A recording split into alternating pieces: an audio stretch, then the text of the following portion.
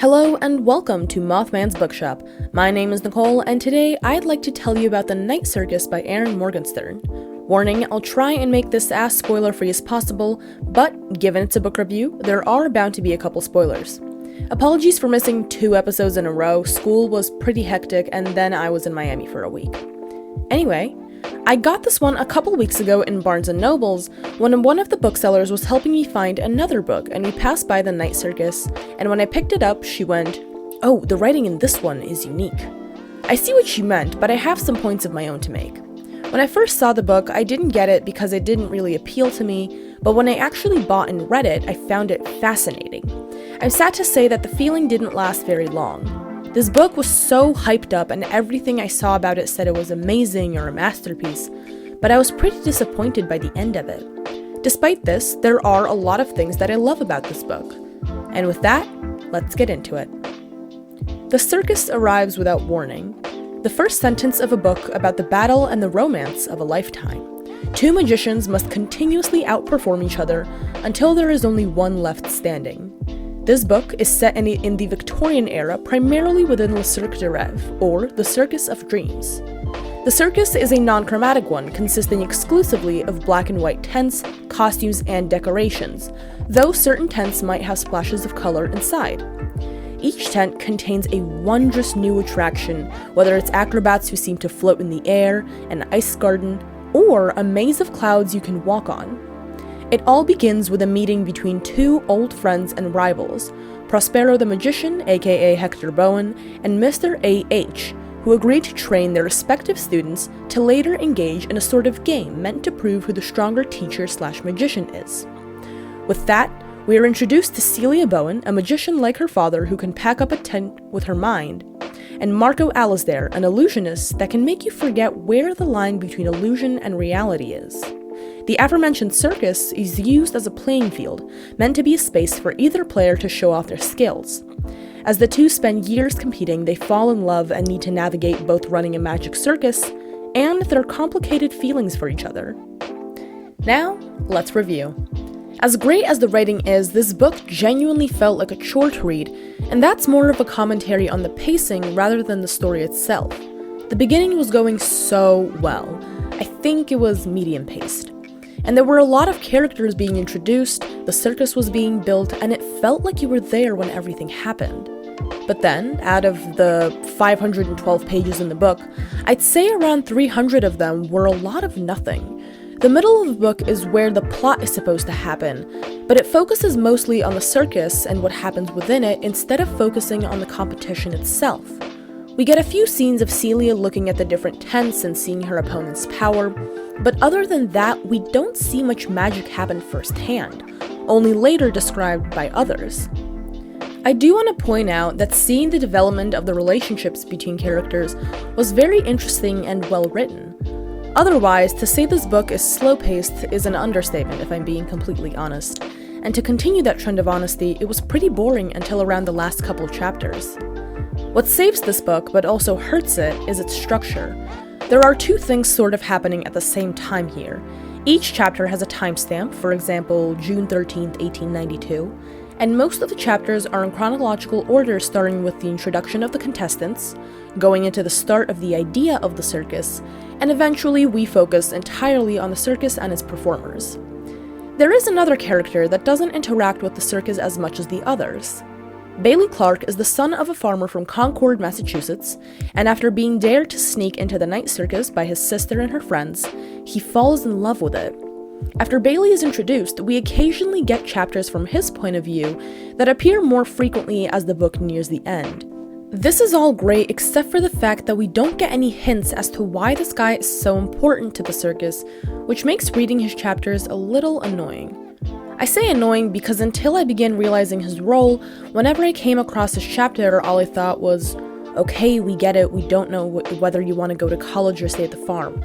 Now get back to Marco pining after Celia. Thank you.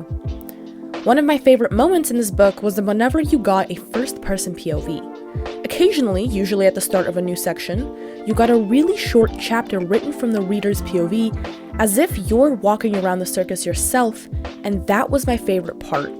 It was just so well written and fit so well within the book that sometimes I kept reading just to reach another one of those parts.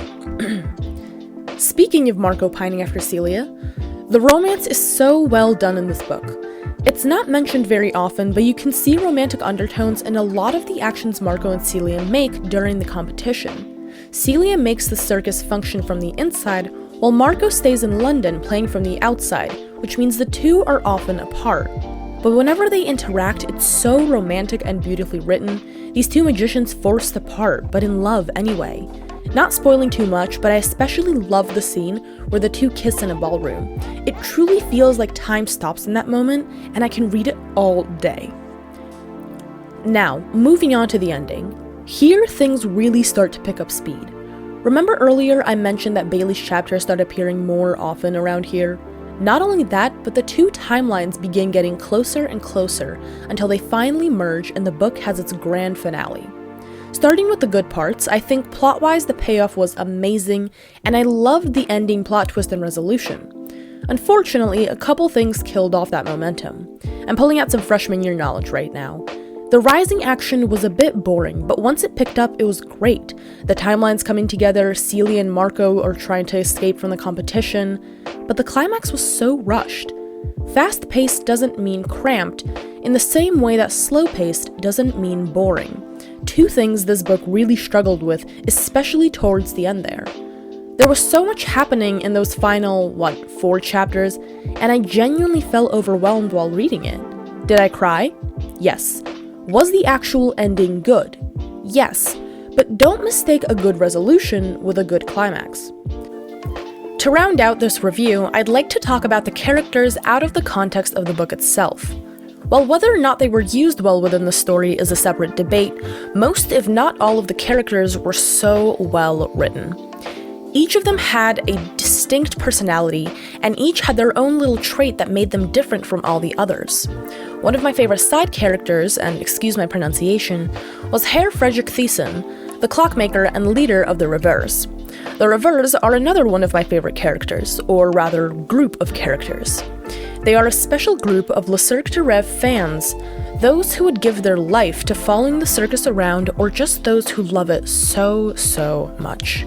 The community is written so well, and their love of the circus is so immense, and reading about them was a big highlight in the book.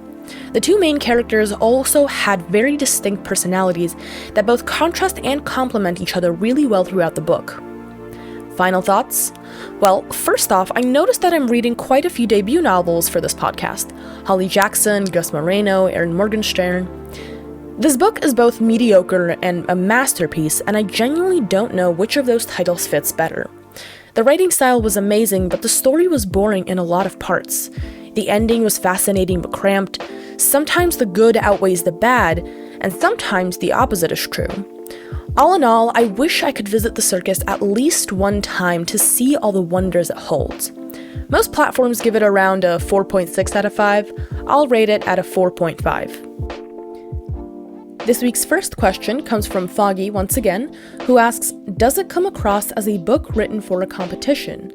I had to do some research for this one because I didn't know that it was written for a competition called National Novel Writing Month, during which aspiring writers must write 50,000 words of a novel.